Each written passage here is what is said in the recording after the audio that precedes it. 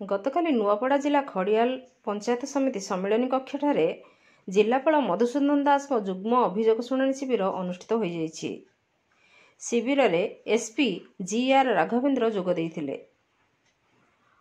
59 गोटी अभियोग आसीथिबा बेले 51 गोटी अभियोग व्यक्तिगत थिला एवं 8 गोटी गोष्ठी संगत थिला। यार समाधान पई विभागीय अधिकारी को निर्देश दिया जाइछि।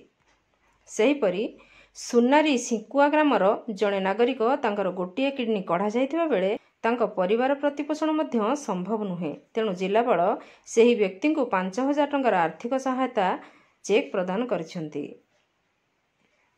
शिविर में जिला उन्नयन अधिकारी लंबोदर धरुआ, उपजिलापाल जोगेन्द्र माझी, खड़ियाल ब्लॉक अध्यक्षा पुष्पांजलि नंद, खड़ियाल डीएफओ अजीज खां, जिला मुख्य स्वास्थ्य अधिकारी doctor Dharendra Senapati, SDPO Arup Abhishek Behera, Khariar BDO Narasingh Gadaba, जिला स्तरीय अधिकारी माने जोग देइथिले।